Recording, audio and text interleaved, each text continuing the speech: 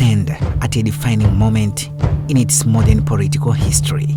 In Nairobi, the capital of Kenya, leaders from across Africa and Europe gathered for a summit that promised cooperation, development, and renewed vision of partnership between continents. But what unfolded would ignite a far deeper debate, one that goes beyond investment and diplomacy, reaching into questions of sovereignty, identity, and the future of African independence. At the center of this moment was the French President Emmanuel Macron joining African leaders at the Africa-France Summit held in Nairobi. The meeting brought together key figures including Kenyan President William Ruto, alongside representatives from across the continent and Europe. The agenda was ambitious: infrastructure development, energy transition, industrial growth, and long-term economic cooperation between Africa and Europe. On the surface, it was presented as a new era of partnership, but beneath the formal speeches and diplomatic handshake, tensions were already beginning to surface. A major announcement came when President Macron unveiled a proposed $27 billion investment package aimed at supporting African development projects across multiple sectors. This included the transportation network, energy system, digital infrastructure, and industrial expansion. Supporters of the initiative described it as a significant step forward for Africa's economic transformation. They argue that such funding could help address long-standing infrastructure gaps and support job creation across the continent. However, the announcement also triggered immediate scrutiny. Critics questioned whether the structure of the investment truly represented equal partnership or whether it reinforced the existing economic dependence between Africa and Europe. Reports suggesting that a large portion of the funding would come from European corporate participation intensified the debate further. As the discussion continued, controversial escalated online after clip from the summit circulated widely on social media. Some of the footage showed Macron calling for order during a tense moment in the session. While intended procedural intervention, the moment was interpreted by some views and diplomatic intensified, insensitive, sparking widespread critics across digital platforms. Everybody! Hey! Hey! Hey!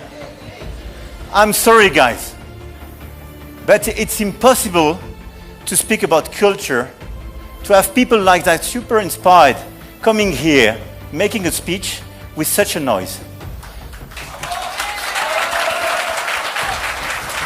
So this is a total lack of respect.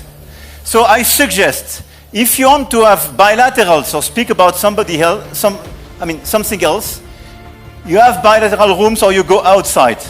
If you want to stay here, we listen to the people and we play in the same game. Okay? Thank you. At the same summit, Kenyan President William Ruto delivered one of the most defining statements of the event. He declared that Africa would never be slaves again. Africa is in fact the solution to the global challenges that exist today, including those of Africa. What Africa requires today, friends, is not charity, but investments. Not extraction, but value creation. Not dependency, but mutually beneficial partnerships capable of unlocking shared prosperity. That is the essence of the Africa Forward Summit. The remark quick spread across the continent and beyond, becoming a symbolic expression of Africa's growing demand for respect, equality, and self-determination in global affairs. The summit also highlighted deeper geopolitical tension. Notably, absent were key leaders from the Alliance of Sahel states, including Burkina Faso, Ibrahim Traore, and Mali's Assimi Goïta. Their absence reflected a broader shift in parts of West Africa, where some governments are increasingly distancing themselves from traditional Western partnership and seeking alternative alliances. The Alliance of Sahel states has emerged as a symbol of this changing political landscape, representing a growing push for regional autonomy, and new security framework outside conventional Western influence. Beyond the political speeches and diplomatic exchange, the summit revealed a continent in transition. While some African governments continue to emphasize cooperation with the global partners for developing financing, others advocating for economic sovereignty and reduced dependence on external capital. This divided reflect a broader ideological shift taking place across Africa. Young population, civil society movement, and emerging political voices are questioning whether the true development can be achieved through foreign-led investment models or whether Africa must prioritize internally driven industrialization strategies. Have resurfaced symbolizing calling for self-reliance and economic independence. The Nairobi summit also marked a historic milestone as one of the first major Africa-France engagement held outside the traditional diplomatic space linked to former colonial territories. For many observers, this alone reflected the rapidly changing nature of African relationship with the global powers.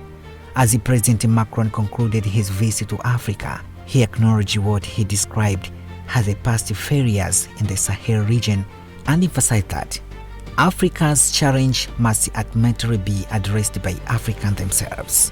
But even that statement became part of the wider debate, interpreted by some as a shift toward responsibility sharing and by others as a continuation of a long-standing political narratives. In the end, the Nairobi summit may not be remembered simply for the billions of dollars announced or the speeches delivered. Instead, it may be remembered as a turning point, a moment when questions about power, respect, and economic independence came sharply into focus.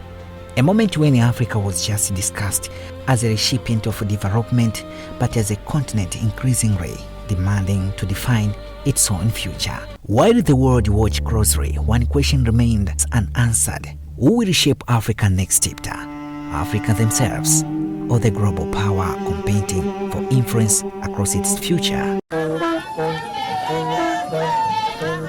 The report of MediaWire Express.